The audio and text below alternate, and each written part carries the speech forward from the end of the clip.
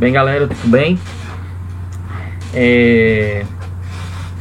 Agora nós vamos fazer um outro vídeo, né, também falando de século XIX, mas dessa vez abordando a unificação da Itália e da Alemanha, beleza?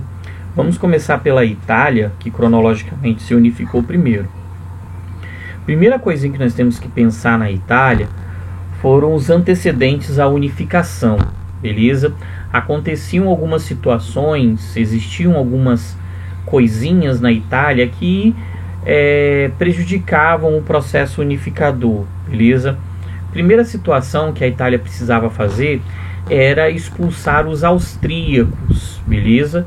A Áustria dominava algumas regiões da Itália, Veneza, Lombardia, Istria, Tirol, Trentino, entre outros territórios. Além, né, de conquistar a região de Roma. Roma pertencia à igreja, né, o patrimônio de São Pedro, e a igreja estava, né, prejudicando, tentando evitar o máximo possível esse processo unificador. Inclusive pediu apoio ao Napoleão III, né, que enviou tropas para garantir o controle da igreja sobre a cidade de Roma, tá bom? E aí o que rolou também, né? Nós tivemos uma divisão, né? A Itália já era dividida em vários reinos e nós tivemos uma divisão. Existiam então, né, os dois reinos da Sicília, os estados pontífices, os ducados da Toscana, Parma, Módena. Tínhamos o reino de Piemonte e Sardenha. Piemonte foi muito importante, liderou o processo de unificação, beleza? Tínhamos ainda o reino de Veneza, e Lombardia, que pertenciam à Áustria. Outros territórios também, nós vamos perceber isso mais à frente. Uma outra situação seriam os grupos. Existiam basicamente dois grupos na unificação italiana, né?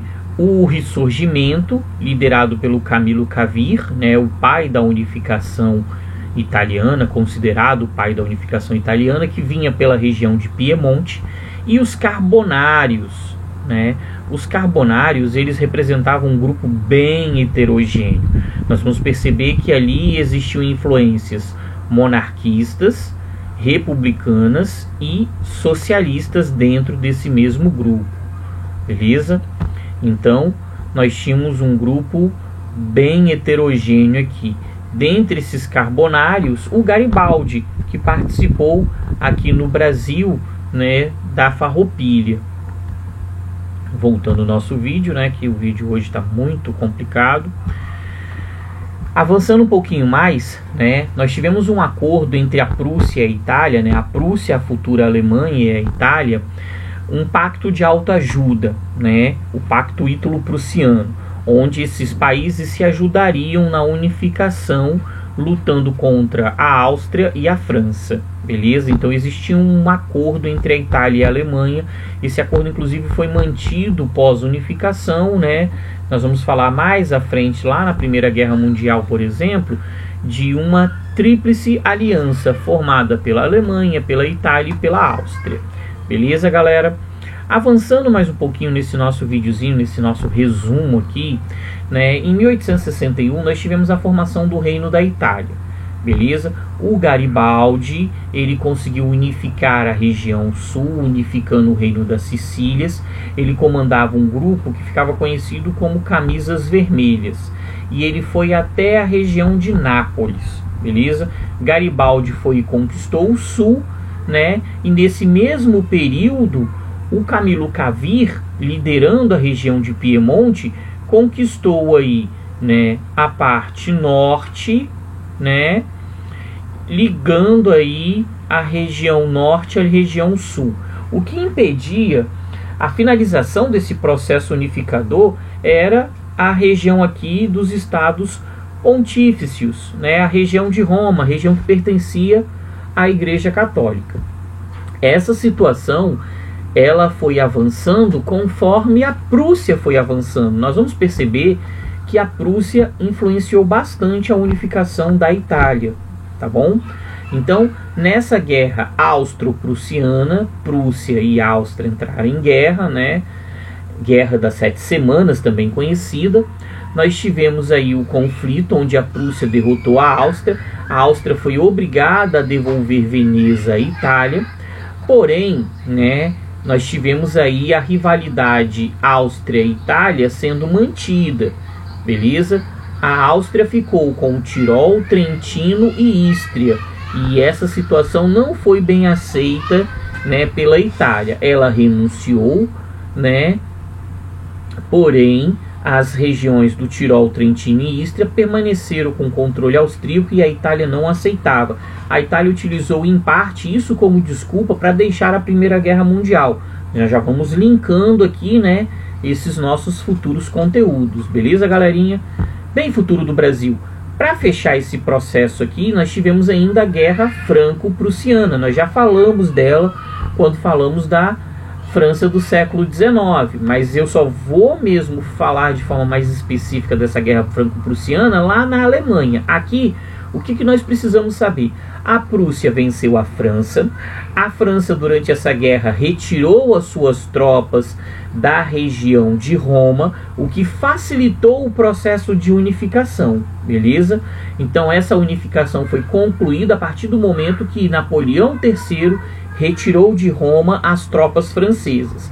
Aí, em 1870, surge uma monarquia parlamentar, né, unificando a Itália, tendo o Vítor Emanuel como chefe, como rei, né, e o Camilo Cavir como primeiro-ministro. A região de Piemonte acabou assumindo a frente desse processo.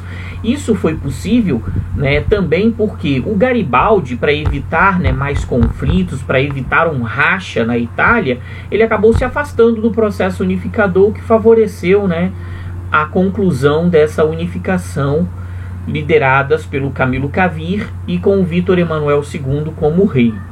Beleza? Agora, né, vamos pensar nas pendências, os problemas que permaneceram na Itália pós-unificação. Primeira questão irredentina. Tirol, Trentino e Istria permaneceram com a Áustria, o que criou uma rivalidade entre Áustria e Itália, que acabou aparecendo lá na Primeira Guerra Mundial. Beleza? Segunda pendência, futuro do Brasil, foi essa aqui, ó. A região de Roma, a região da Igreja Católica, não aceitou a unificação. Ela não aceitava perder a região do patrimônio de São Pedro, a região de Roma. Essa situação de confronto entre Igreja e Estado romano só foi resolvida em 1929, quando Mussolini, junto com o Pio XI, né, acabaram fazendo um acordo conhecido como Tratado de Latrão. O Tratado de Latrão tornou a região do Vaticano autônoma, independente da Itália. Beleza? Então, o Estado do Vaticano foi criado sob a soberania do Papa, beleza? E pagou uma indenização ainda para a Igreja Católica por conta da perda da região de Roma, tá bom? Vamos agora para a questão da Alemanha. Como aconteceu a unificação da Alemanha, meus lindos? Primeira situação foi o seguinte: lá no Congresso de Viena, em 1815, nós tivemos a criação dessa Confederação Germânica aqui, ó. A Confederação Germânica substituiu a Confederação do Reno, que havia sido criada pelo Napoleão Bonaparte. Nós tínhamos então 39 estados e era comandada pela Áustria. Então a região da Alemanha estava dividida aí, né, em 38 estados, porque a Áustria não fez parte desse processo. Daqui a pouquinho nós vamos entender. A Prússia, que era o território de maior extensão e maior importância, acabou entrando numa disputa com a Áustria pela confederação, pela liderança, pela hegemonia da confederação. E aí nós temos o desenrolar dessa disputa. Bem, nós tivemos, né, a criação da Zollverein, beleza? A Zollverein foi uma tentativa de estabelecer uma união aduaneira entre os membros que faziam parte da Confederação Germânica, sem a participação da Áustria. A Áustria não aceitou a Zollverein, isso foi em 1834, e acabou ameaçando, né, a Prússia. A Prússia recuou, a Zollverein não foi efetivada, né? E aí nós temos né, uma situação. A Prússia entendia que precisava melhorar belicamente para poder avançar no processo unificador. Beleza? Futuro do Brasil. Avançando um pouquinho, em 1848 nós tivemos a tentativa de criação de um parlamento, beleza? Com os estados da Confederação Germânica. Só que esse parlamento ele acabou não prosperando, isso porque em 1848 nós tivemos também a Primavera dos Povos. Então essa série de rebeliões que foram acontecendo na Europa também afetaram a Áustria, a Prússia e outras regiões absolutistas. Então isso acabou enfraquecendo essa ideia, né? E o parlamento não aconteceu. Beleza? Mesmo porque eles não queriam, principalmente a Prússia, a participação da Áustria. Como eu tinha falado com vocês, né, a Zollverein, né, que acabou acontecendo aqui de aparecer antes, né, eu cometi um errinho cronológico aqui, vou colocar para cá a Zollverein, isso, botando na cronologia certinha. Bem, a Zollverein então foi essa união aduaneira, né, ela não deu certo. Beleza, houve uma ameaça de guerra, nós já falamos sobre. Já falamos também sobre essa rebelião. Vamos avançar aqui na chamada Guerra dos Ducados. Nós entramos aí na década de 1860 até a unificação em 1871, num período onde o Otto von Bismarck ele criou uma tese que acabou funcionando, né, para a Alemanha, de que a Alemanha, para representar o seu nacionalismo, ela precisava necessariamente, né, fazer guerras para que esse nacionalismo fosse aflorando. Então o nacionalismo era necessário e a forma de criar esse nacionalismo era estabelecendo conflitos, ok, na região da Alemanha. Beleza. A Guerra dos Ducados foi uma guerra entre a Prússia e a região da Dinamarca. Beleza? A Dinamarca ficou com esses dois territórios, com esses dois ducados, né? Eu não sei falar direito isso aqui, né? Holstein e Schleswig. Uma coisa assim, tá bom? Beleza. Esses dois ducados, então, ficaram com a Dinamarca. E aí nós tivemos essa guerra entre Dinamarca e Prússia.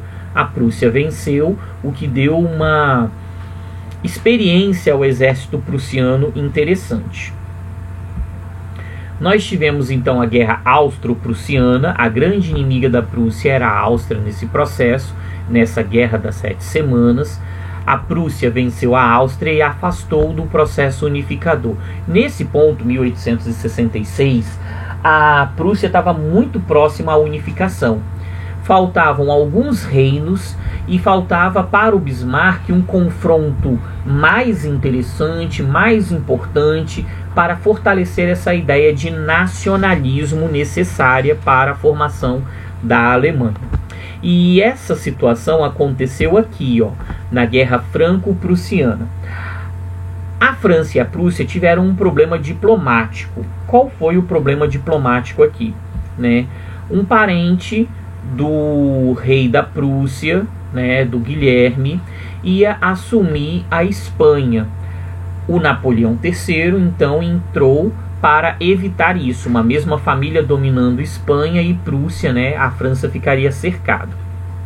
Essa situação estava sendo resolvida de forma diplomática, mas o Otto von Bismarck ele acabou explorando essa situação, falsificando documentos que criaram uma situação de desconforto, e aí a França fez o que a Alemanha, o que o Bismarck, né, mais queria, que foi declarar guerra. Então, né, os estados da Alemanha se uniram, derrotaram a França, né, na Batalha de Sedan, e isso concretizou o processo de unificação.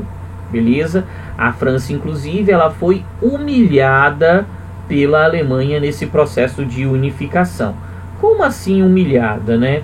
Ela foi obrigada a pagar indenizações, a ceder territórios, a Alsácia-Lorena. Não esqueçam desses territórios aí, Alsácia-Lorena. Esses territórios estiveram ligados à Primeira Guerra Mundial, né? Além disso, o Guilherme ele foi coroado, né? Ele foi colocado como Kaiser, como imperador do Segundo Reich alemão, em Versalhes, no Palácio de Versalhes, na Sala dos Espelhos, um momento, né, a sala mais importante, o que estabeleceu uma grande humilhação.